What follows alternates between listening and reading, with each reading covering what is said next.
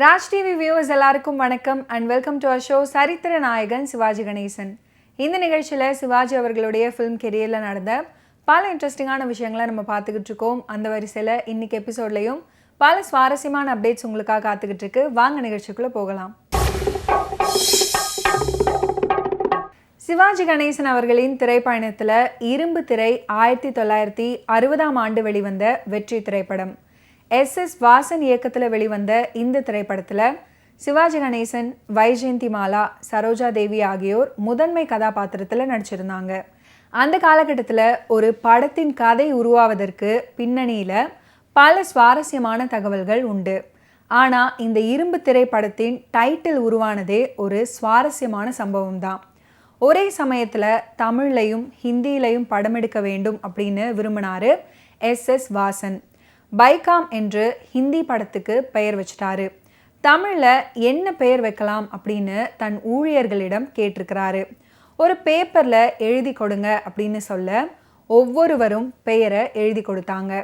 ஸ்டூடியோவில் இருக்கிற அத்தனை தொழிலாளர்களுக்கும் மிகப்பெரிய விருந்து வச்சாரு எஸ் வாசன். அந்த விருந்து கொண்டாட்டத்தின் போது அவர்கள் அனுப்பிய தலைப்பு ஒன்றை தேர்ந்தெடுத்தாரு. இந்த தலைப்பே பிரமாதமாக உள்ளது அப்படின்னு ஊழியர் ஒருவர் முன்மொழிந்து சொல்ல எல்லோருமே கைத்தட்டி உற்சாகமானார்கள். அப்படி முன்மொழிந்து சொன்ன ஊழியரை அழைத்து பாராட்டி பரிசும் கொடுத்தாரு எஸ் வாசன். அதுதான் இரும்பு திரை அப்படின்ற டைட்டில். தொழிற்சாலை, முதலாளி, தொழிலாளர்கள், ஏகாதிபத்தியம்தான் கதைக்களம். வயல்களையும் வரப்புகளையும் அறுவடையையும் அங்கே நடக்கும் காதல் விருந்துகளையும் அந்த காலகட்டத்தில் வெளிவந்த தமிழ் படங்களில் கண்டு அலுப்படைத்திருந்த ரசிகர்களுக்கு ஜெமினியின் புது இரும்பு திரை உண்மையிலேயே விருந்து அளித்தது அப்படின்னே சொல்லலாம்.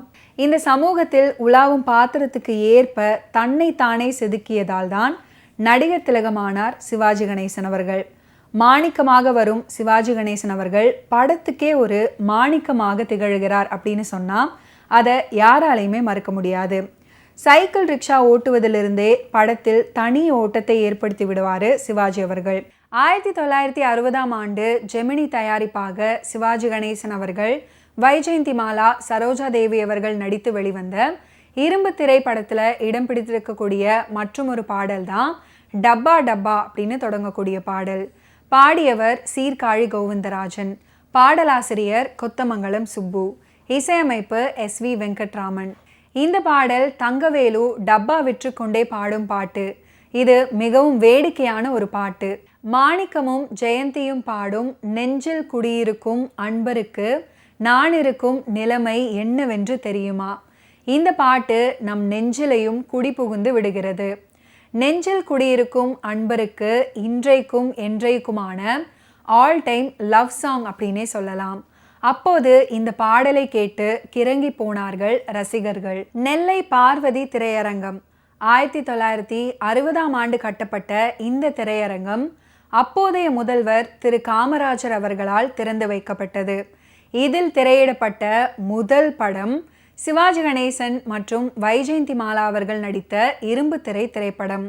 திரு காமராஜர் அவர்கள் தியேட்டர் உரிமையாளரிடம், நீ ஒரு பள்ளிக்கூடத்தை கட்டிவிட்டு வா, அதன் பிறகு உன் திரையரங்கத்தை திறந்து வைக்க நான் வருகிறேன் அப்படின்னு கூறியதன் பேரில் திரையரங்கு உரிமையாளர் தன் சொந்த ஊரில் 2 பள்ளிக்கூடங்களை கட்டிவிட்டு காமராஜர் கிட்ட தெரிவிச்சிருக்கிறாரு. அதுக்கப்புறம் தான் அவர் திரையரங்கத்தை திறந்து வைத்தார். இந்த திரையரங்கம் ரத்னா திரையரங்கத்திற்கு எதிரே உள்ளதால் அங்கே டிக்கெட் கிடைக்கவில்லை அப்படின்னா மக்கள் கூட்டம் பார்வதி தியேட்டரை நோக்கி சென்றது. இந்த திரையரங்கத்தின் கட்டிடக்கலை மற்றும் சிற்பங்களை காண அவ்வளவு அழகாக இருக்கும். இந்த திரையரங்கம் இப்போது திருமண மண்டபமாக மாறிவிட்ட போதிலையும் மக்கள் மனதில் நீங்கா இடம் பெற்றுள்ளது. மனிதரை மனிதர் அப்படின்னு தொடங்கக்கூடிய மற்றும் ஒரு அற்புதமான பாடல் இரும்பு திரை திரைப்படத்தில் இடம் பிடித்திருக்கும். பட்டுக்கோட்டை கல்யாண சுந்தரம் இந்த பாடலுக்குண்டான வரிகளை எழுதியிருப்பாரு. இசை எஸ்.வி. வெங்கட்ராமன். இந்த பாடலை சீர்காழி கோவிந்தராஜன் அவர்கள் அற்புதமாக பாடியிருப்பார். ஓகே வியூவர்ஸ், இன்னைக்கு நிகழ்ச்சியில் நடிகர் திலகம் சிவாஜி கணேசன் அவர்களுடைய ஃபிலிம் கெரியரில் நடந்த பல இன்ட்ரெஸ்டிங்கான விஷயங்களை நீங்கள் பார்த்து தெரிஞ்சிருப்பீங்க. மீண்டும் அடுத்தடுத்த எபிசோட்ஸில் சந்திப்போம். நன்றி, வணக்கம்.